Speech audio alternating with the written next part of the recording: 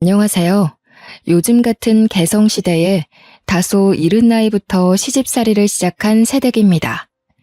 제가 인생을 길게 산 건 아니라지만 그래도 어연 30여 년을 살면서 이만큼 앞뒤 다른 사람은 처음이라 하소연하고 싶어 사연을 올려봅니다. 결혼하면 옵션으로 따라올 만큼 다들 시댁에 관한 고민 하나씩은 있으시잖아요. 요즘엔 미디어가 다양해서 이 정도 고민들은 미혼 여성들 사이에서도 유명하지 않습니까? 저 또한 시댁살이 때문에 이혼 고민하는 여성들의 사연을 아주 많이 읽고 들었어요. 그래서 당연히 결혼하기 전에 시모될 어머님이 어떤 사람인지 제대로 확인하고 결혼했다고 생각했죠. 그런데 이게 웬일입니까? 딸 같다며 애지중지 해주던 사람은 어디로 가버렸는지 모르겠더군요. 결혼하자마자 소름이 끼칠 정도로 사람이 돌변하는데 다른 사람을 보는 줄 알았습니다.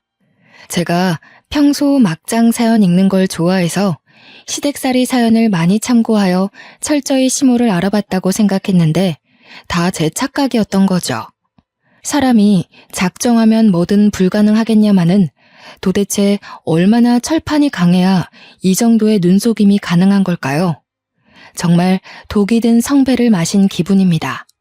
물론 원래부터 여우 같은 시모였는데 제가 사람을 볼 줄 몰라서 못 알아본 것일 수도 있어요. 그래서 다른 분들의 생각이 궁금해 제 이야기를 사방에 공개하고자 합니다. 정말로 제가 착각할 수밖에 없었는지 아니면 애초에 시모의 여우짓이 드러났던 건지 한번 눈여겨 읽어주세요. 남편과 저는 대학 선후배로 시작된 사이입니다.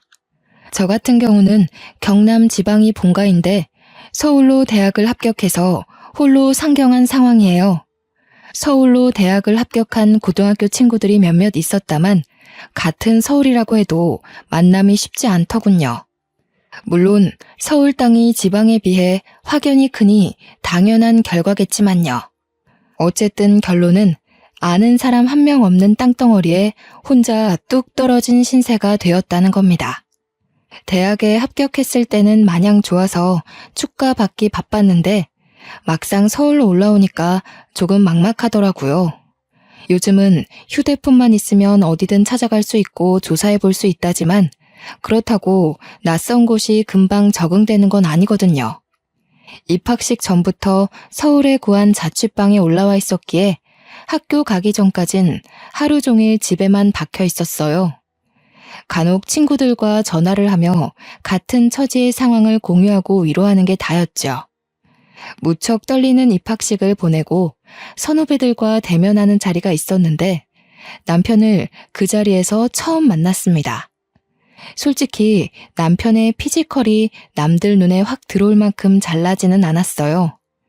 사람을 외적으로 판단할 생각은 없다만 남들에게 소개시켜주면 되게 제가 아깝다는 말을 많이 들었을 정도의 비주얼이었죠. 그래서 저도 복학생으로 앉아있는 남편에게 그닥 눈길이 주지 않던 후배 중 한 명이었어요. 보니까 남편은 동기들 사이에서도 그리 적극적으로 자리를 즐기는 사람은 아니더군요. 소심해서라기보단 진중한 사람에 가까워서 이런 술자리에서 노는 게 익숙하지 않은 사람이었어요.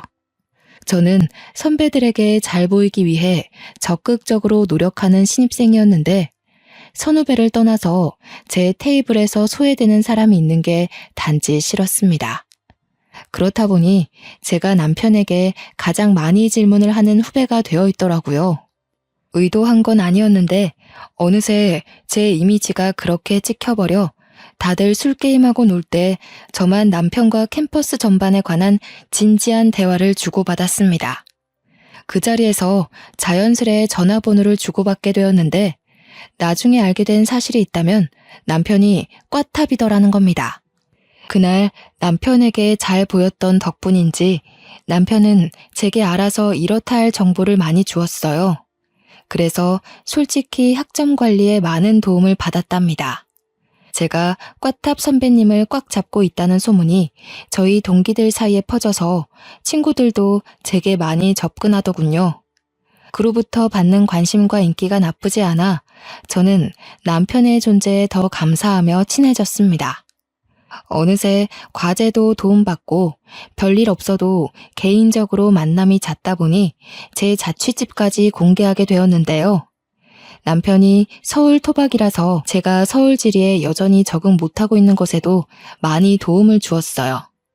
좋은 곳에 많이 데려가주고 소개도 해주었는데 지금 생각해보니 함께 보낸 그 시간들이 모두 데이트였던 거 있죠. 비주얼이 제 스타일은 아니었지만 남편에게서 많은 걸 배우다 보니 어느덧 모르는 게 생기면 자연스레 남편을 찾게 되었고 확신 없는 계획을 앞두고도 남편에게 조언을 구하고 있더라고요. 나중에는 남편과 동거를 하는 게 아닌가 싶을 만큼 제 자취방에 남편의 물건들이 하나씩 채워졌어요. 남편이 제 집에 오는 게 당연한 수준이 되었다는 겁니다. 그러다 한날은 남편이 쉬는 날에 자취집을 찾아왔더라고요. 연락도 없이 찾아와서 놀랐지만 서프라이즈로 방문했다는 남편의 의도가 귀여워서 웃었던 기억이 납니다. 이거 반찬인데 우리 엄마가 너 먹이라고 챙겨줬어. 지방에서 올라와서 혼자 지낸다고 하니까 갖다 주라고 하더라. 부모님이 멀리 계시면 반찬 같은 거 챙겨주고 싶어도 어려울 거라고. 보고 안 먹는 것들 있으면 말해달래. 남편이 들고 온 종이 가방을 보는데 난생 처음으로 생판 모르는 남에게 감동이란 걸 느꼈습니다. 엄마가 챙겨줬다면 당연했을 보살핌을 다른 어른에게 받으니 기분이 묘하더라고요. 그날 남편이 가져온 음식은 20대 초반인 제 입맛에 맞는 음식도 있었고 돈 주고 샀다면 비쌌을 영양가 있는 반찬들도 많았어요. 평소 편식이 없던 저는 모든 반찬들이 반갑고 감사하기만 했죠. 그날 엄마한테 전화해서 자랑까지 했는데 엄마 또한 고마운 분이라며 엄청 좋아하더라고요. 남의 자식을 이렇게 주기적으로 챙기기도 일일 텐데 시어머니는 그 이후로도 매주 한 번씩 반찬을 보내주셨어요. 반찬뿐만 아니라 자취에 필요한 도구들도 남편을 통해 챙겨주셨습니다. 시어머니께서 딸을 갖고 싶어 하셨다는 걸 남편을 통해 들었는데요. 그 마음이 저한테 고스란히 전달되어 감사하면서도 또 얼굴 한번 베어드리지 못한 게 죄송하더라고요. 이번 주말에 오빠 집에 가도 돼? 어머님한테 감사 인사드리고 싶어서. 매번 이렇게 호의를 받고 있는데 인사 한번 안 드리는 건 예의가 아닌 것 같아. 괜찮아. 엄마는 너 부담 주려고 챙기는 거 아니야. 말했잖아. 아직 나이도 어린데 타지에 혼자 와서 고생하는 모습이 안쓰러워서 마음이 쓰이는 거라고. 그러니까 나도 인사드리고 싶다는 거야. 우리 엄마도 오빠 엄마한테 엄청 감사해하고 있어. 내가 오빠 어머니에 대해 자랑을 많이 해놨거든. 서울 엄마가 따로 있다고 슬쩍 약 올려도 엄마는 그저 고맙다고 하더라. 바쁘더라도 시간 내서 꼭 인사드리래. 그게 예의라고. 남편은 그런 제 마음에 오히려 더 고맙다고 하더군요. 그래서 처음으로 남편의 집을 방문하게 되었습니다. 보통 남자친구의 집에 가는 거면 긴장되어야 정상인데 떨리는 것보단 오히려 친척 집에 방문하는 기분이었어요. 시어머니를 한 번도 뵌 적 없고 연락도 드려본 적 없는데 그동안 받은 호의가 셀 수 없이 많아서 이미 알고 있는 사이처럼 편안했죠. 어머나, 어쩜 이렇게 예쁘게도 생겼을까. 아들보다 3살이 어리다고 들었는데 그래서 그런지 아직 애기 티가 그대로 묻어있네. 오는데 교통이 불편해서 힘들었지? 얼른 앉아라. 식사 준비 곧 다 됐거든. 조금만 기다리렴. 시어머니는 저를 보자마자 가족을 대하는 것처럼 굉장히 반겨주셨습니다. 저 또한 이미 편한 마음으로 와서 그런지 그 손길이 어색하지 않더군요. 시어머니가 손수 준비하는 점심상을 도우려고 했지만 시어머니는 손사래를 치며 앉아있으라고만 했어요. 손님이면 가만히 앉아서 대접을 받아야 한다며 손 하나 까딱 못하게 하더라고요. 남편을 통해서만 시어머니의 호의를 받았던 저는 집을 한번 방문한 후로 남편만큼이나 시어머니와 친해졌습니다. 남편이 아니더라도 시어머니와 단둘이 연락을 하며 안부도 묻고 일상도 공유하며 정말 엄마와 딸처럼 지냈죠. 이렇게 남편과 남편의 식구들은 서울에 혼자 동떨어진 제게 제2의 가족 같은 존재가 되었어요. 저와 남편의 사이가 깊어진 것도 있지만 시댁에서 저와 남편을 두고 벌써부터 미래 계획까지 짜놓았더라고요. 너무 물 흐르듯 자연스럽게 진행된 관계이다 보니 결혼 또한 서로에게 당연한 절차가 되어버렸습니다. 그렇게 저와 남편은 3년의 연애 생활을 마치고 제가 졸업함으로써 결혼을 하게 되었어요. 시댁이 된 식구들도 이미 알고 있는 사이라 마음에 들었고 세심하고 배울 점이 많은 남편도 사랑하는 걸 넘어서 없어선 안 될 당연한 존재가 되었습니다. 모든 게 순조로웠고 제 마음에 쏙 들었으나 딱 한 가지 걱정되는 부분이 있었어요. 저는 자취를 한 사람이나 시어머니께서 보내주는 반찬으로 생활했고 청소나 빨래는 자취생이 할 법한 정도의 수준으로만 해왔기에 사실상 살림을 할 줄 모른다고 하는 게 맞았어요. 자신 없는 소리로 시어머니께 이 사실을 고백한 적이 있었는데 시어머니가 망설임 없이 그런 건 걱정하지 말라며 다 살면서 배우면 되는 거고 합가하는 동안에는 자신이 살림을 하면 되니 신경 쓰지 말라고 하셨습니다.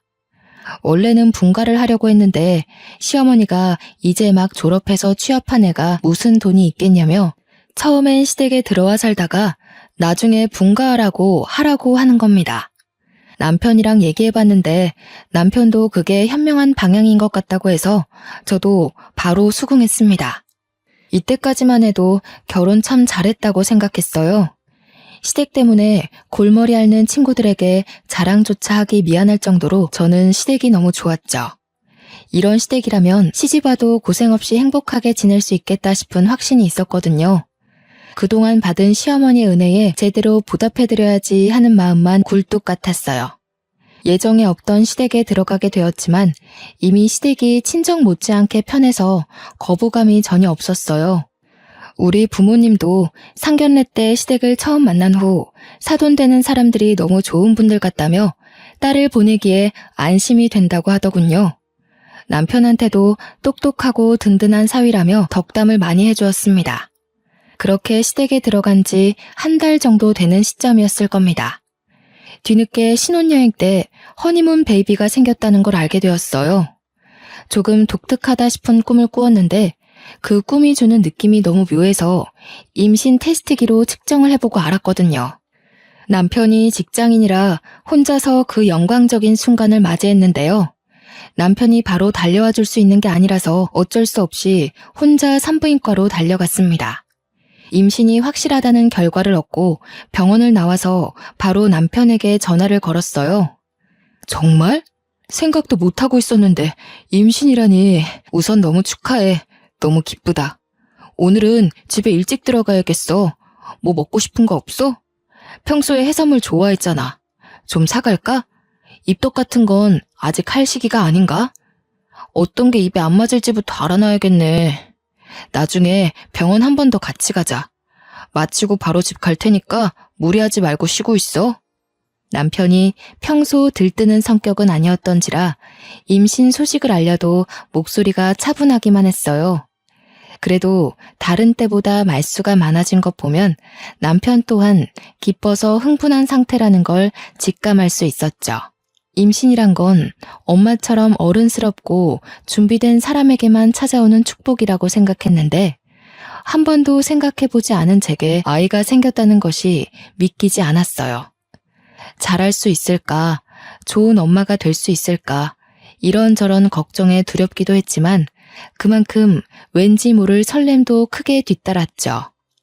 남편 다음으로 친정 식구들한테도 전화를 해서 임신 소식을 알렸더니 목소리 크신 엄마가 너무 기뻐 소리를 지르더라고요.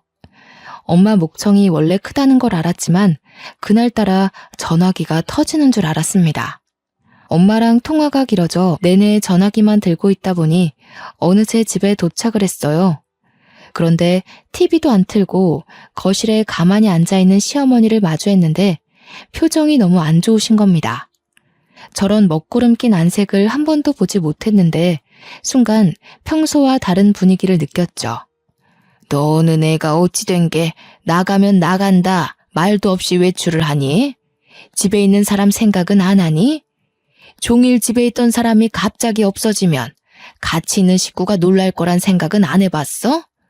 아직도 처녀 때처럼 철부지 행동을 하면 어떡하니?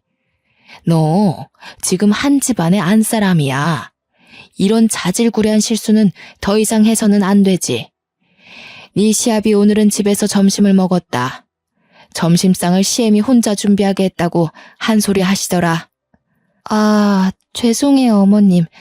저 산부인과 다녀오는 길이에요. 임신이라고 하더라고요. 집에서 2줄 확인했는데 너무 놀라서 말씀드리고 나가는 걸 깜빡했어요. 놀라셨죠? 정말 죄송해요. 시어머니는 제가 연락도 없이 사라진 것에 많이 놀라면서도 임신 소식에 당황하기도 하였습니다. 지금에서야 생각해보면 이게 당황할 일인가 싶었는데 그때는 그저 시어머니의 마음을 풀어주고자 하는 생각 때문에 그 부분을 알아차리지 못했죠. 아마 제게 고구마 시월드가 열린 것이 이렇게 임신 소식을 알린 후부터 시작되었네요. 물론 평소에도 저를 새아가 하면서 많이 찾으셨지만 그때는 저를 챙겨주시는구나 하는 느낌이 많이 들었거든요. 그런데 지금은 저를 부르는 횟수가 훨씬 많아지기도 했고 이전과는 다르게 일단 제 마음이 편하지가 않더라고요. 결혼 전에는 시댁에 초대가 되어도 제 집 드나들듯 편한 시간을 보내었고 남편과 둘이 방에서 보내는 시간이 많았는데 지금은 한 집에 살아서 그런 것도 있겠지만 남편이 집에 있더라도 시어머니와 붙어있는 시간이 월등했습니다. 식사 준비나 청소, 빨래, 쓰레기를 버리는 것까진 배울 필요가 있으니까 이해하겠어요. 그러나 신발 정리라든지 식물에 물 주기, TV 위 피규어 정리, 야외 봉사활동, 개인적인 일정까지 저를 불러 굳이 함께하게 했어요. 정도가 심해지자 저는 남편이 휴일이어도 함께 시간을 보내지 못하고 시어머니와 동행해야 했죠. 남편이란 작자는 말리지 않을 거면 가만히 있기라도 하던가 오히려 시어머니와 좋은 시간 보내라며 부추기더라고요. 물론 임신을 하기 전에는 시어머니와 함께하는 시간이 길다며 좋아했어요. 하지만 시간이 지날수록 배가 불러오고 살이 찌니까 허리가 아파서 행동이 굼떠지는 겁니다. 시어머니와 함께 활동하고 싶어도 이젠 몸이 따라주지 않기 시작했죠. 슬슬 움직이는 게 버거워오자 한 번은 시어머니한테 조금 쉬고 싶다고 말한 적이 있어요. 조심스럽게 말씀드렸는데 다행히 시어머니가 흔쾌히 허락해 주더군요. 이때 잠깐 예전에 엄마 같던 시어머니의 마음씨를 느꼈습니다. 덩달아 마음의 안정이 찾아와 간만에 방에 누워 부은 다리를 풀어줄 수 있었죠. 그러나 엄마 같다고 느꼈던 그 찰나의 순간이 다 제 착각이었던 겁니다. 쉬는 걸 허락해 주셨으나 이건 절대 쉬는 게 아니었습니다. 임산부는 꽉 막힌 공간에 있으면 안 좋아. 방문 좀 열어서 환기를 자주 시켜야 해. 바닥 청소는 언제 했니? 굴러다니는 먼지가 눈에도 보이는구나. 좀 닦아야겠어. 네, 어머님. 조금만 쉬고 제가 나중에 닦아놓을게요. 아침 일찍부터 오래 움직였더니 다리가 부어서요. 허리에도 무리가 와서 잠깐만 누워있겠습니다. 시어머니는 말로는 그렇게 하라면서 행동으로는 은근히 눈치는 주었어요. 방 안에 들어와 여기저기 먼지가 많이 쌓였다면서 혼잣말을 계속하시고 남편이 기관지가 안 좋은데 먼지가 너무 많아서 겨우 잠재웠던 비염이 도지겠다며 궁시렁궁시렁 말이 많았죠. 똥 밟은 사람처럼 한참을 중얼거리다가 드디어 방을 나가는 것 같더니 나가도 나가는 게 아니더라고요. 저희 방은 방문을 열면 주방이 바로 마주보는 위치에 있었어요. 시어머니가 나가고 이제야 좀 쉬어보나 했는데 저 멀리 주방에서 시어머니가 이것저것 청소를 하기 시작하는 겁니다. 못 본 척 눈 감으며 신경 안 쓰려고 했어요. 그런데 원래 성격이 얌전하시고 조곤조곤하시던 분이 갑자기 왜 이렇게 혼잣말을 많이 하는 건지 이번에는 저녁 준비를 해야겠다며 주절거리는 겁니다. 심지어 오후 3시 정도밖에 안 된 시간인데 냉장고를 열고 난리가 났죠. 신경 안 쓰려고도 너무 대놓고 보이는 위치라 거슬릴 수밖에 없는 상황이었습니다. 어쩔 수 없이 더 쉬지 못하고 결국 몸을 일으켜야 했어요. 왜 나왔니? 더 쉬지 않고 힘들다면서. 오늘 저녁 준비는 내가 할 테니 신경 쓰지 말고 가서 쉬거라. 시간이 오래 걸리는 요리긴 해도 내가 평소 이런 것도 안 하고 살았겠니? 며느리라는 게 원래부터 있었던 식구도 아니고 네가 오기 전까지만 해도 나 혼자 주구장창했다. 알아서 할 수 있으니까 얼른 들어가서 쉬어. 괜찮아요. 오래 걸리는 거라면서요. 그럼 손이 많이 갈 텐데 어머님 혼자 하시면 힘들잖아요. 도와드릴게요. 저도 식사 준비는 계속 배워야 되니까요. 그럴래 그럼? 그렇잖아도 소갈비찜으로 준비하려는데 혼자서 다른 밑반찬까지 준비하려면 막막하긴 했다. 고기는 아직 안 꺼냈거든. 냉동실 가서 좀 가져오너라. 죄송한데 어머님, 소갈비찜이라고 하셨나요? 응, 이 집 남자들이 소갈비라면 환장하잖니. 바깥 일하는 사람들은 집에서 해주는 음식 먹고 힘을 낸다고. 집안 사람들은 돈 벌어오는 게 아니니까 이런 부분에서 신경 단단히 써야 돼. 알죠. 그렇긴 한데요, 어머님. 제가 육고기는 조금 역하다고 말씀드렸는데 임신 때문에 육류양 맡으면 입덧이 올라와서요. 저번 식사 자리에서 죄송함을 무릅쓰고 말씀드렸거든요. 어머 맞다. 아이고야, 내가 깜빡해버렸어. 네가 배 나오고 쉬는 날이 많아지다 보니까 깜빡 잊어버렸네. 그런데 어쩌겠니? 이미 고기를 사버린걸. 오래 놔두면 쓰지도 못해. 그렇다고 밥상을 2번 차려? 나도 입덧 해봐서 아는데 참으려면 또 견뎌지더라. 그리고 옛날에 나 때는 시댁에서 입덧이라고 넘어가지고 배부르다고 쉬게 해주고 이런 거 없었어. 그래도 무리하지는 말고 조금만 애써서 할 수 있는 만큼만 좀 도와다오. 분명 육류가 역하다고 했고 시부모 앞에서 입덧 징조를 몇 번이나 보였는데도 시어머니는 제가 방에서 기원하길 바랬던 건지 곧바로 고기를 꺼냈습니다. 지난날 스쳐가듯 느꼈던 시어머니를 향한 불편함은 오해가 아니었어요. 시어머니가 한 번씩 자신의 시집살이 얘기를 해준 적이 있는데 시간이 지날수록 보니까 자신도 그런 시집살이를 했으니 저도 해내야 한다는 그런 사상을 가지고 있더라고요. 한 번도 시어머니가 불편하다고 느껴본 적이 없는데 이때를 시작으로 시어머니 곁이 낯설어지기 시작했어요.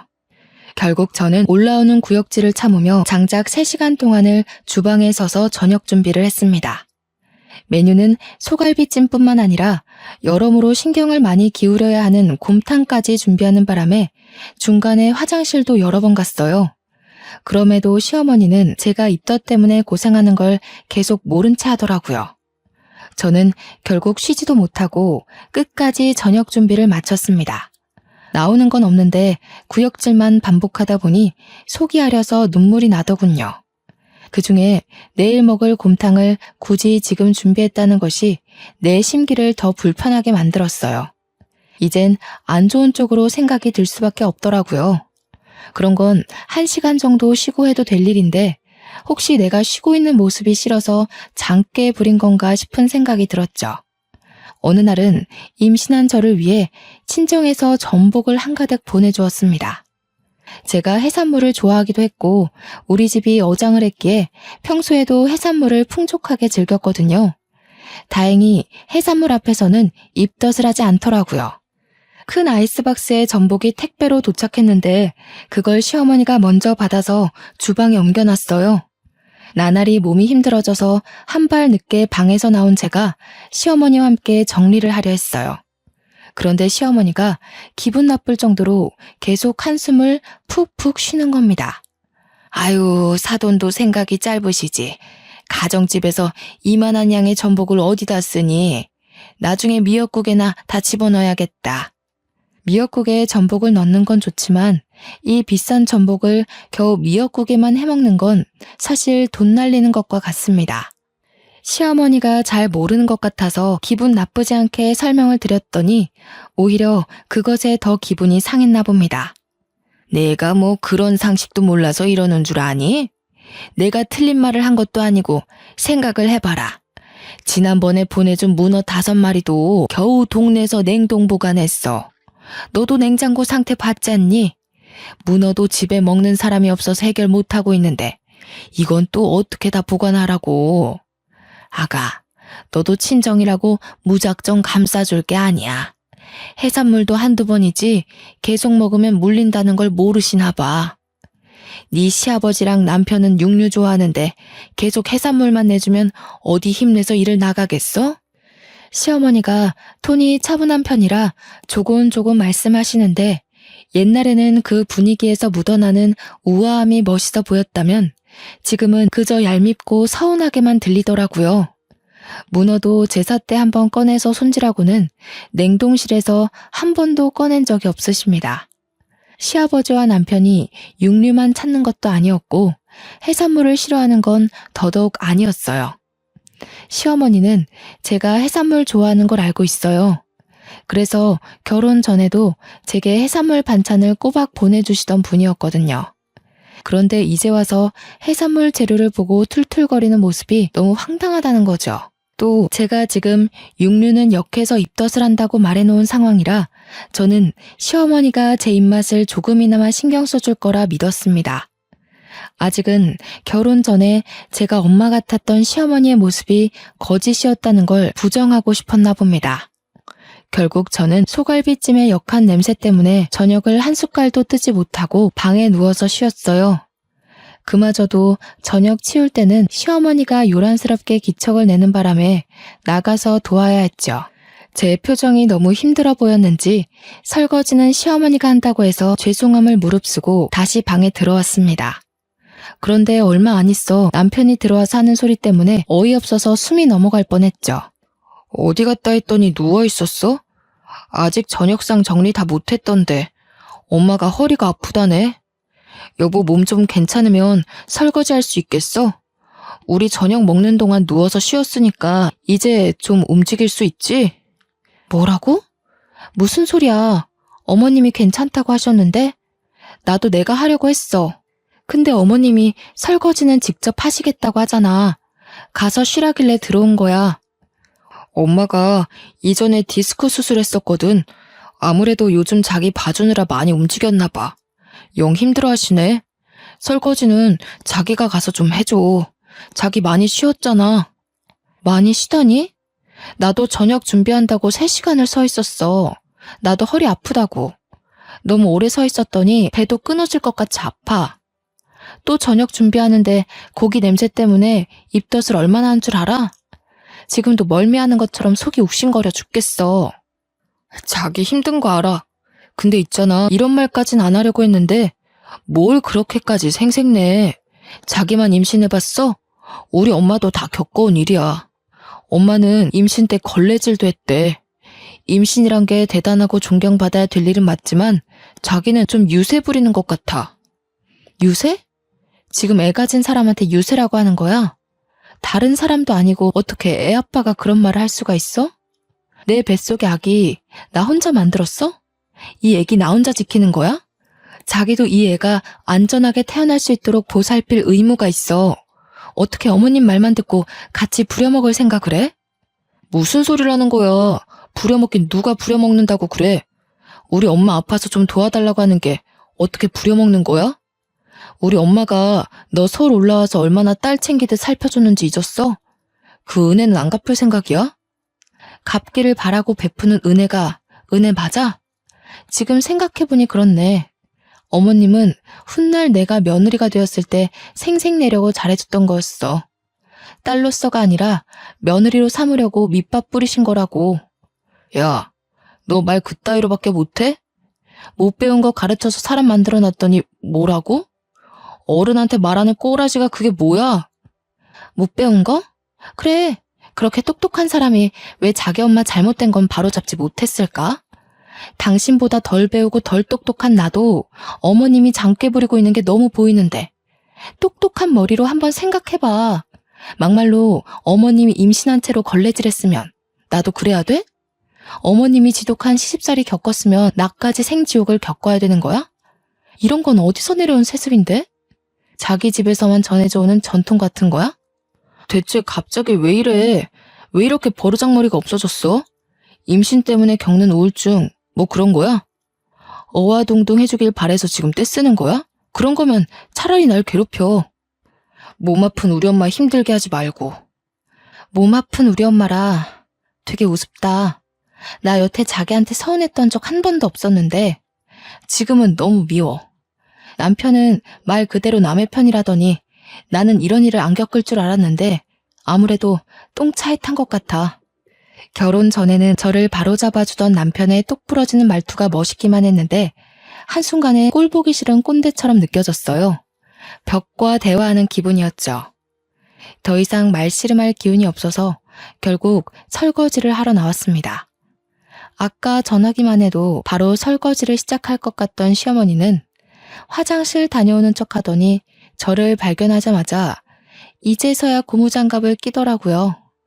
남편에게 퍼붓고 나니 시어머니의 여우 같은 행동이 좀 더 객관적으로 봐지더군요. 저는 그날 잠들기 전까지 남편의 존재를 투명인간 취급했습니다. 남편이 말을 걸어도 대화를 받아주지 않았어요. 저는요, 그날 하루 저녁 안 먹고 쉬었던 시간 말고는 10분 이상 누워본 적이 없었습니다. 다 늦은 밤에서야 잠자리에 누웠는데 너무 고단하고 서러웠던 마음에 눈물이 나는 겁니다. 멀리 있는 엄마가 너무 보고 싶어서 거의 충동적으로 장문의 문자를 보내버렸지 뭡니까. 새벽에 잠도 안 오고 제 편 없는 이 집이 너무 숨막혀서 어디라도 속풀이하고 싶은 마음을 담아 꾸역꾸역 적었죠. 그렇게 저지른 메시지가 대이변 같은 큰 폭풍을 불러일으키게 될 거란 걸 꿈에도 몰랐습니다. 다음날 제 문자를 읽고 화가 난 엄마가 아빠와 함께 시댁으로 올라와 버린 겁니다. 지방에서 이곳까지 오는 데만 해도 장장 5시간은 걸리는 거리였어요. 저는 엄마 아빠가 올라오는 걸 알고 있었지만 일부러 시부모와 남편에게 알리지 않았죠. 마침 남편도 휴일이고 모두가 집에서 쉬는 날이었거든요. 사돈께서 연락도 없이 어쩐 일이십니까? 연락 주셨으면 식사라도 준비했을 텐데요. 그나저나 갑자기 무슨 일이 있어서 이렇게 급히 오셨는지요? 장모님, 장인어른께서도 어쩐 일로 혹시 연락하셨던 거예요? 제가 휴대폰을 미처 확인 못했나 보네요. 오시느라 고생하셨죠. 얼른 들어오세요. 이것 봐라. 자네 얼굴빛 너무 좋다? 임신한 아내가 곁에 있으면 같이 씻으러 가는 게 남편 입장인데 말이야. 잘 먹고 든든해야 할 우리 딸은 지금 죽상이 되어 쓰러지기 직전인데 자네는 살까지 찐 것 같아. 임신한 마누라 신경은 눈곱만큼도 안 쓰는 거 아닌가 몰라? 엄마랑 아빠는 문 앞을 막고 서 있는 남편을 밀고 들어와 시부모를 똑바로 마주했습니다. 당연히 안녕하고 계셨겠지요, 사돈. 이 집에서 안녕하지 못하고 있는 우리 딸내미 데려가려고 왔습니다. 애 낳기 전까지 제가 데리고 가서 편히 쉬게 한 뒤에 보낼 거예요. 갔다 오면 사돈 댁에서 분가할 거고. 집은 저희 쪽에서 마련하죠. 아니 이게 무슨 소리야? 갑자기 오셔서 이게 다 무슨 말씀이세요? 며느라기를 데려간다고요? 분가는 또 무슨 말이고요? 애들이 돈이 어딨다고 벌써 분가를 합니까? 며느라기가 아직 많이 부족해서 살림을 할 줄 모릅니다. 어린 것들 둘이서 뭘 어찌 살아가라고요? 살림은 직접 부딪히면서 배우는 겁니다. 그리고 사돈이 뭔데 제 딸을 부족하다고 말하는 거죠? 그렇군요. 애초에 우리 딸은 부족하다. 낙인 받고 대하셨으니 이 상황까지 왔겠네요. 도대체 애 가진 딸을 얼마나 구워 삶았으면 애가 아파도 끽소리 못하고 멀리 사는 지 애미한테 문자를 다 합니까? 남편한테도 그렇고 시댁에 말 못한 게 있는데 우리 엄마 성깔이 좀 세서 웬만한 말빨 좋다는 역술가들을 가볍게 이기는 수준이에요. 아빠도 엄마한테 잡혀 살았을 정도지요. 제 딸 입에 들어갈 해산물 보내는 것도 그리 고가웠어요. 입덧 때문에 육고기 근처도 못 가는 며느리를 3시간이나 세워서 요리시킬 만큼? 이렇게 달달 볶고 싶으셔서 결혼하기 전에는 어떻게 참으셨대요? 이럴 거면 딸 같다는 입에 발린 소리로 살살 구슬리지나 말지. 다 늙은 사람이 어린애를 상대로 뭐 하는 짓입니까? 추잡스럽게. 뭐라고요? 이보세요 사돈. 너무 무례한 거 아닌가요? 도대체 무슨 소리를 듣고 이러시는지 모르겠는데 아무래도 실컷 오해하신 것 같은데 앞뒤 상황 다 들어보시고 따지셔야 하는 거 아닙니까? 무턱대고 목소리만 높이는 사돈이야말로 추잡스러운 행동을 하고 있는 거 아닌가요? 아, 지금 보니 우리 딸이 얼마나 시달렸는지가 확실히 보이네요. 상견례까지만 해도 고상한 척 다 하시더니 그 속내가 이렇게 저렴하기 짝이 없었다니. 요즘 같은 세상에 사돈 같은 시엠이 내세우면 돌맞습니다. 장모님, 말씀이 좀 지나치신 거 아닌가요? 어떤 서운한 점이 있으셨는지 모르겠다만 예고 없이 찾아오시는 건 같은 식구끼리도 조심해야 할 부분이지 않나 싶어요. 말 잘 텄네, 자네. 워낙 존재감이 없어서 하마터면 자네를 잊고 내려갈 뻔했어. 그랬다면 속 터져서 다시 올라왔을지도 모를 일이지. 살면서 자네 주제를 잊은 것 같아서 똑똑히 색이라고 다시 일러주겠네. 처음부터 내 눈에 자네는 겨우 10점짜리 사윗감이었어. 그런데 오늘부로 0점짜리야. 여기서 마이너스로 내려가는 순간 그 길로 자네랑 내 딸은 이혼하는 거야. 어머 사돈, 이혼까지 논하시고 도대체 다짜고짜 와서 이 무슨 행패이세요? 이제 더 이상 예의를 못 갖추겠네요. 왜 남의 집 귀한 자식을 평가지릅니까? 당장 사과하세요. 잘 들으세요, 사돈. 이 망할 집구석에 들어오기 전에 우리 예쁜 딸이랑 결혼하겠다고 줄을 섰던 잘난 집 아들들만 몇 트럭이었어요. 그중에서 사돈 아들이 제일 못생기고 돈도 없는 집구석인데 그래도 결혼을 시킨 이유는 우리 딸이 너무 좋아하기도 했고 딸한테 마음 다 바쳐 헌신하는 모습이 만족스러웠기 때문이었어요. 그런데 어쩌고 어째요? 못생긴 것이 주둥이만 살아서 임신이 유세니하는 소리를 짓거려요? 예? 장모님, 오해세요. 자기 도대체 장모님께 뭐라고 말씀드린 거야? 자기가 어제 나보고 그랬잖아. 어머님은 임신하고 걸레질도 했다면서 나보고 유세 떨지 말라며. 임신 나만 하는 거 아니라고. 사돈, 임신하고 걸레질을 한 게 자랑인가요? 그런 걸 못 살았다고 표현하는 거예요. 어디 가르칠 게 없어서 남의 집 귀한 자식한테 거지 같은 경험을 강요해요? 앞으로 조금이라도 내 딸 불편하게 하는 일 있으면 바로 이혼 요구할 겁니다. 우리는 이딴 사위 아쉬울 것 없어요. 엄마가 더는 끼어들 틈 없이 퍼붓는 바람에 시댁 식구들은 갈수록 꿀먹은 벙어리가 되더군요. 우리 엄마가 언성도 워낙 높고 성격도 드세서 그 기세에 조곤조곤한 시어머니의 성격이 완전 묻혀버렸지 뭐예요.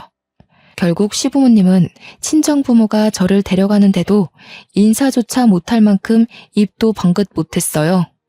그리고 엄마는 끝까지 붙잡으러 따라온 사위 매몰차게 밀어내곤 그대로 저를 싣고 지방으로 내려왔습니다.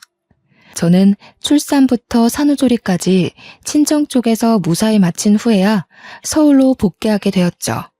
이미 분가할 집까지 마련해뒀기에 시댁엔 전화로만 인사를 전하고 분가한 집으로 바로 이동했습니다. 남편은 친정 때문에 잔뜩 기가 죽어있더라고요. 늘 제 머리 꼭대기에서 저를 자기 입맛대로 다루던 남편이 이렇게까지 눈치 보는 건 처음 봤습니다. 이제 막 시작한 분가라 살림에 실수가 많았는데도 이래라 저래라 지적질을 못하더군요. 남편 성격에 자존심이 많이 상했을 텐데도 이혼하기는 또 싫었나 봅니다. 하긴 시댁이 이미지를 워낙 챙기는 집안이라 자기 아들 인생에 빨간 줄 그이는 게 싫었을 겁니다. 그 때문인지 남편도 이젠 눈치껏 행동하며 저와 시댁 사이의 거리까지 혼자서 잘 조절합니다. 숨막히기만 했던 결혼 생활이 지금은 친정엄마 덕분에 너무도 살만해졌어요. 애 키우는 게 예산일이 아닌데 육아 스트레스와 더불어 고부간의 갈등까지 심화되었다면 아마 제가 먼저 참지 못하고 남편에게 이혼을 요구했을지도 모를 일이었죠. 저는 결코 우리 엄마가 오버했다고 생각하지 않습니다. 배 아파 낳은 소중한 자식이 남의 집 손에 굴려지는 걸 보고 가만히 있을 부모가 어디 있겠습니까? 제 아이도 딸인데 제 딸이 먼 훗날 커서 고된 시집살이를 겪는다면 저도 우리 엄마처럼 할 거예요. 그날 친정이 올라와서 한바탕 한 후로 시어머니는 우리 엄마한테 기가 팍 죽었는지 손녀가 태어났는데도 저를 시댁으로 부르지 못하고 연락도 못하더라고요. 듣기로는 남편이 전해주는 소식으로만 손녀 보고 싶은 마음을 참고 있다고 하네요. 그리고 더 대박인 건 명절 때였습니다. 그래도 시댁이니까 가서 음식을 해야 되나 싶었는데 남편이 말하길 시어머니가 저를 부르지 말라고 했다는 겁니다. 남편이 시어머니랑 통화하는 걸 엿들었는데 시어머니께서 한다는 소리가 우리 집은 하나 있는 며느리는 어찌나 손이 귀하신지 60 넘은 늙은이가 혼자 죽을 때까지 차례상 차려야 하는 팔자가 됐다면서 비꼬고 있더라고요. 제 귀에까지 들리라고 하는 건지 통화인데도 일부러 큰 소리를 내면서 자기가 며느리 하나 잘못 들여서 죽을 때까지 이 고생하는 거라고 며느리가 자기 잘난 아들 길을 다 죽인다고 하는 거예요. 엿듣고 있었다지만 웃겨서 말이 안 나오더라고요. 근데 더 웃긴 건 남편은 지 엄마보다 우리 엄마가 더 무서웠나 봅니다. 지 엄마가 오지 말라고 한 게 진심은 아닐 텐데 저보고 여보는 시댁엔 절대 오지 마 이렇게 말하더군요. 저는 시어머니의 돌려 말하기 화법을 잘 알아서 시어머니의 진짜 진심이 뭔지 눈치챘지만 남편은 자기 엄마인데도 말뜻을 제대로 못 알아먹더라고요. 이 상황 자체가 너무 꼬셔서 일부러 눈치 없는 척 시댁의 발길을 끊었습니다. 가끔씩 전화와서 저를 살펴주는 엄마한테도 지금 너무 편하게 잘 살고 있다고 이게 다 엄마 덕분이라고 말해주니 다시 한 번 더 사위가 교통정리 못하면 당장 부르라고 하네요. 그 전화를 끊고 나서 얼마나 든든하고 어깨가 펴지던지 그 자리에서 한참을 호탕하게 웃었습니다. 솔직히 며느리 된 입장으로서 시부모를 공경해야 되는 건 맞지만 너무 자기 가족만 생각하는 시어머니를 위해 저를 낮추면서까지 가까이 지내고 싶진 않습니다. 제 부모님한테 그렇게 배우면서 자랐거든요. 저는 공경을 하기 위해 며느리란 직책을 받아들인 거지 얕은 아량으로 용심이나 부리는 시어머니의 비위를 맞추고자 며느리가 된 게 아니기도 하니까요. 아마 세월이 좀 흐르고 한번 뒤집혔던 그때의 사건이 서서히 잊혀질 때쯤이면 시어머니가 혼자 일하다 힘들어서 또 저를 부를지도 모르죠. 설령 그렇더라도 이제는 다 상관이 없습니다. 저는 그때마다 시댁의 남편을 대신 보낼 예정이거든요. 현재는 속 시원하게 상황이 해결되어 편한 생활을 보내고 있다만 제 사연을 읽어보신 여러분들은 어떤 생각이 드셨나요? 여러분이라면 결혼하기 전에 저런 앞뒤 다른 시어머니의 여우습성을 눈치챘을 것 같으신가요? 되도록 이런 사기꾼 같은 사람과는 엮이지 않으셨으면 좋겠습니다. 저처럼 그게 어쩔 수 없는 식구가 되어버렸다면 잘못한 게 없으니 기죽지 마시고 현명하게 헤쳐나가시길 바랍니다. 징글징글해서 뒤돌아보기 싫은 제 속풀이 읽느라 고생하셨습니다. 다들 고마워요. 좋은 밤 되세요.